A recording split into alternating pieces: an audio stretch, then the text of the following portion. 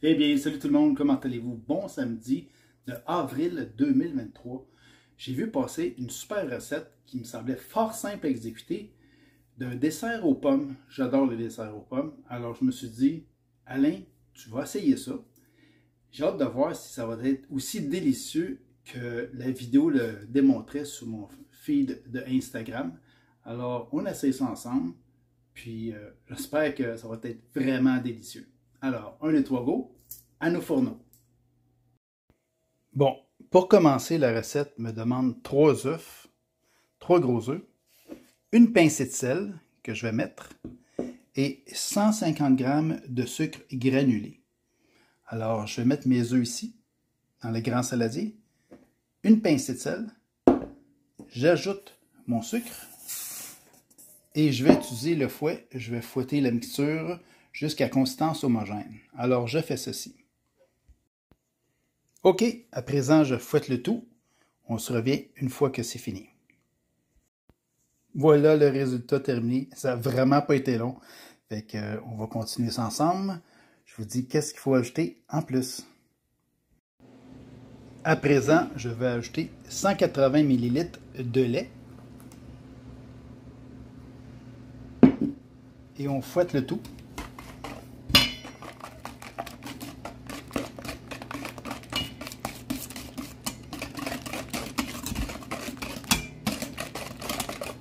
Et voilà. Est-ce que c'est assez facile à date? Un enfant pourrait le faire. OK, à présent, je rajoute environ 70 g de beurre fondu. Je brasse ça ensemble.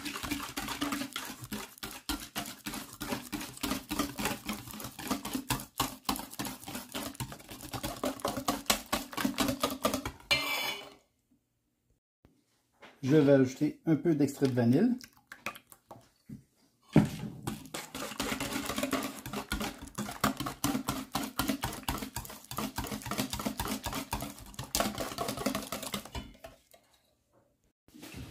À l'aide de mon instrument, je vais récupérer le zeste de un citron que je vais laisser ici dans mon récipient.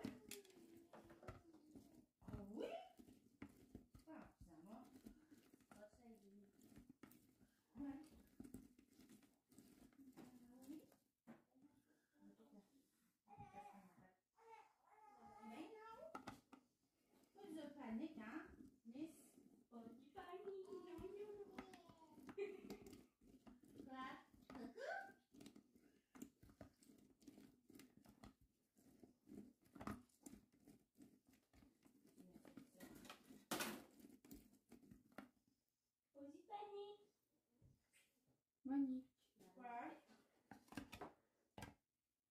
C'est quoi? T'as-tu besoin? Non, j'ai dit, elle a dit pas de panique, j'ai dit Monique. Ah.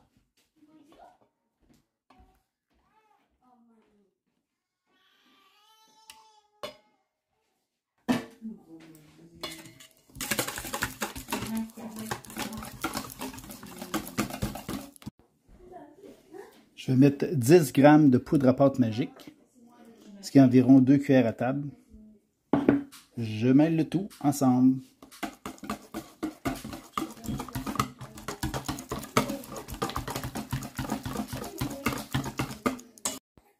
J'ajoute une demi-cuillère à table de cannelle. Vous pouvez en mettre plus ou moins, c'est vraiment au goût.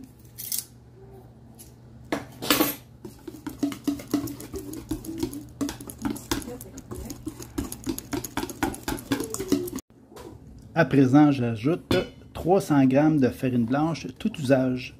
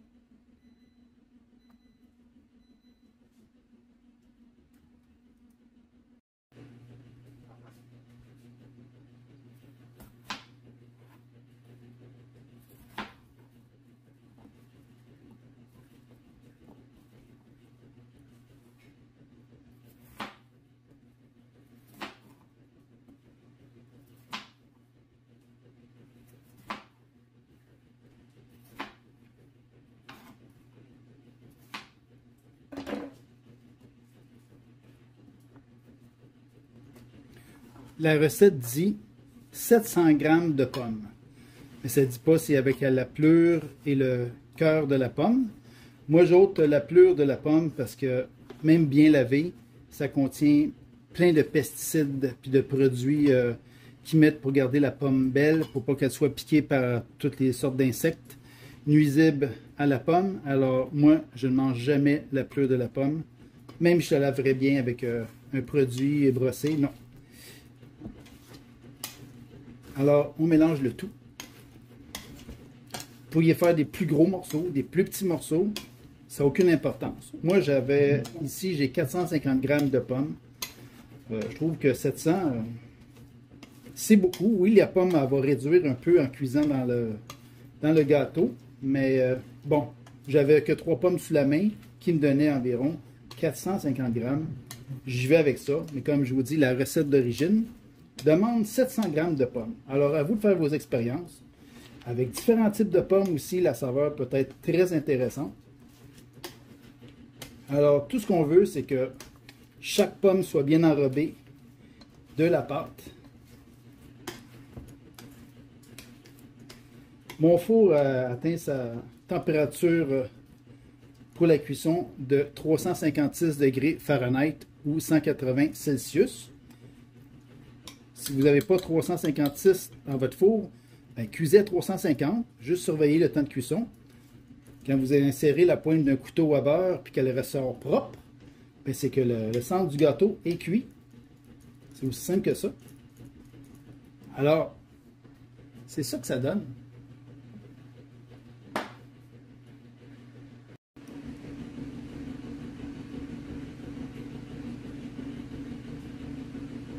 Maintenant, je vais aller me choisir un moule. OK, je vais essayer ce moule-ci qui est de 9 pouces ou 23 cm. Vous pourriez prendre un moule de 34 par 24 cm, ça ferait l'affaire. Je vais enduire d'anti-adhésif de cuisson. Vous pourriez le badigeonner d'huile, graisser avec du beurre si vous désirez, et même le chemiser par-dessus avec de la farine. Ça pourrait faire l'affaire, c'est vraiment à votre convenance.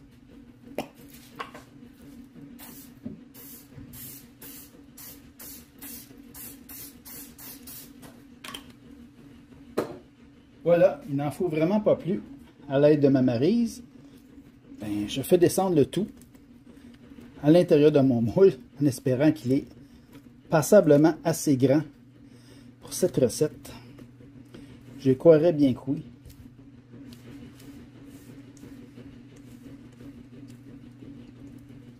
Ça sent déjà très bon. J'aurais même pu rajouter de la muscade. J'ai quasiment le goût d'en rajouter juste sur le dessus. La noix de muscade. Ça aussi, c'est vraiment délicieux avec les pommes.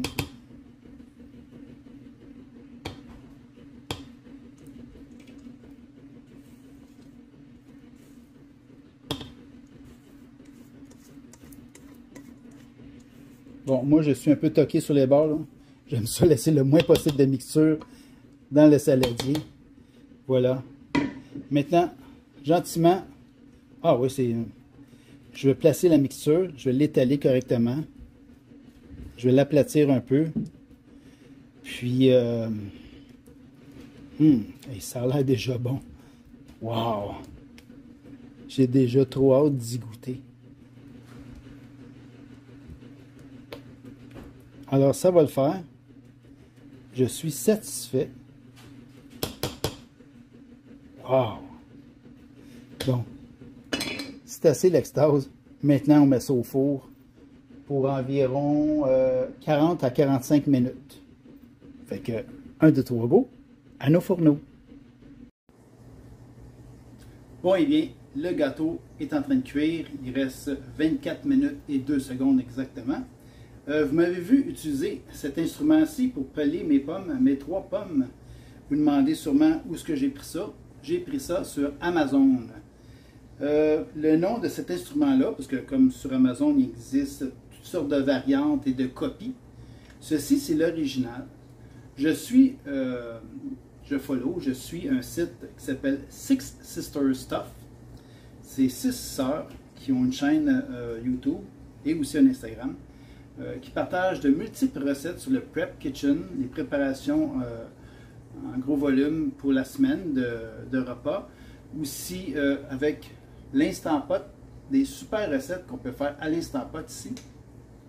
Et de temps à autre, ils ont une capsule des meilleurs achats, 5 ou 10 achats sur Amazon. Ils font ça de temps à autre, 1 ou 2 fois par année. Puis à un moment donné, ben, ils ont présenté ce produit. Ils l'ont même utilisé dans une de leurs recettes. Ça m'a intrigué. J'ai été quand même épaté par la vitesse d'exécution pour peler une pomme. C'est sûr que ça a pris un peu plus de temps parce que là, je le monte en vidéo, j'y vais lentement, tout ça. Mais quand je fais pas de vidéo puis je l'utilise en cuisine, là, ça va vite et ça va super bien. Il existe 2 modèles. Un avec ventouse pour les surfaces planes, vraiment bien lisses, et une avec une serre pour prendre sous un comptoir, sous une pièce quelconque.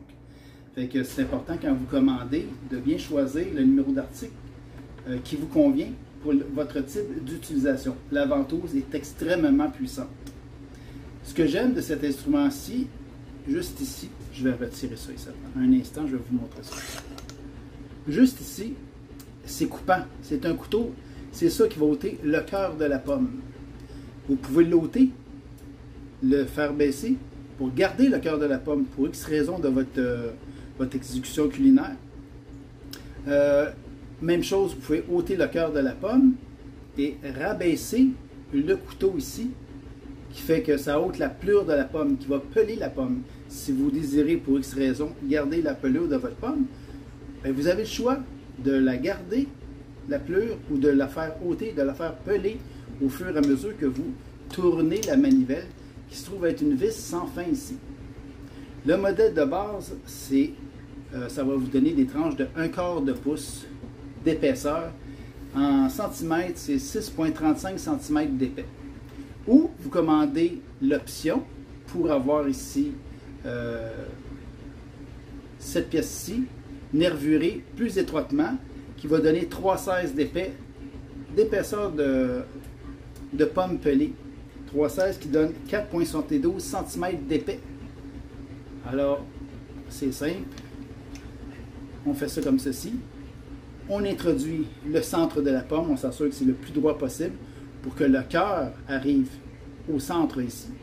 Ça se fait très, très facilement. Et on tourne la manivelle, et au fur et à mesure que la pomme avance, le couteau ici qui épluche la pomme, il va bouger, il va suivre la pomme. Il y a une petite vis d'ajustement ici. Il est livré d'origine de la compagnie, préajusté, mais ça se peut qu'il y ait besoin d'un léger ajustement pour être juste parfait. Alors c'est simple, petit tournevis étoile, Philips comme on appelle ici dans mon coin de pays, et puis on tourne la vis dans le sens des aiguilles du monde ou dans l'autre sens pour avoir l'ajustement désiré. C'est vraiment, là, la pleure, il y en ôte vraiment très peu. Ça fonctionne super bien. Je vous le recommande. C'est Johnny Apple Peeler. C'est anglophone. Il n'y a pas de traduction pour ça. Je vous montre la boîte. Assurez-vous de commander ce produit-là. Puis moi, là, j'ai aucune royauté. Là, je vous dis juste l'instrument que j'utilise, l'instrument que j'ai, et que vous le commandez directement d'Amazon, de votre coin de pays à vous. C'est bien parfait. C'est numéro 1. Alors, c'est ça ici, le chaff. On commande ce numéro de chaff-là, parce que d'origine, c'est celui-ci, un quart, qui est 6,35 cm. Sinon, avec l'autre chaff, pour avoir des tranches plus minces encore, qui va donner des tranches de l'épaisseur de 3,16, qui est 4,72 cm. Alors, je vous garantis, si vous achetez ça, ça va vous durer toute votre vie. Vous allez même le léguer à vos enfants. C'est robuste. C'est pas en aluminium, c'est en acier. C'est une peinture électrostatique. Alors, vraiment, là, je vous le recommande. Fait que, mon gâteau est cuit encore. On se revoit dans pas long. Ça sent déjà bon. À tantôt! Voici, le gâteau est prêt. Ça m'a pris 41 minutes. J'ai inséré la pointe du couteau ici au centre. Je l'ai retiré. Mon couteau était propre. Alors, ça veut dire que mon temps de cuisson est parfait. Je vais simplement un peu décoller le rebord pour aider au refroidissement. J'ai mis le moule à gâteau sur un rack de refroidissement. Alors, je me demande si je fais quelque chose de supplémentaire avec ça. Est-ce que je vais fabriquer un coulis pour lorsque je vais servir une part à mes convives, accompagner la partie du gâteau? Je vais concocter quelque chose. Alors, on laisse refroidir. On se revoit dans un instant. Bon, alors je concocte une petite sauce caramélisée. J'ai besoin de 2 tiers de tasse de crème à cuisson 35%, ce qui me donne 160 ml. 3 quarts de tasse de cassonade, soit 180 grammes. 1 cuillère à table de beurre, d'une noisette de beurre, soit 15 ml. Et une demi-cuillère à thé de vanille, qui est 2,5 ml, mais moi j'ai mis une demi-cuillère à thé d'extrait de caramel. Alors, on met ça là-dedans. On amène ça à ébullition. On brasse comme il faut. On retire du feu. On laisse tiédir. Et ça va être prêt à verser sur votre part de... Je sais pas si on appelle ça un gâteau, mais ce truc aux pommes.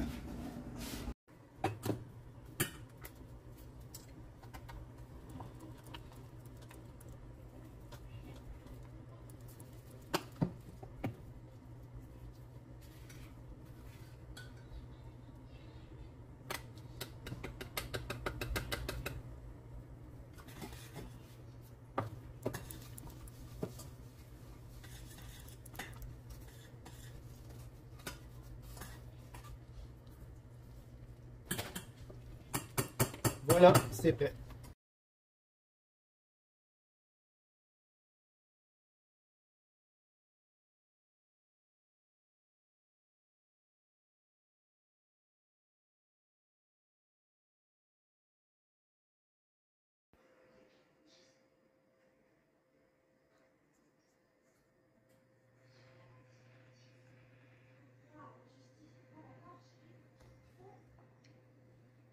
Bon bien, on va goûter à ça, voir qu'est-ce que ça donne en bouche, savoir si ça passe ou si ça casse. Alors, je me lance.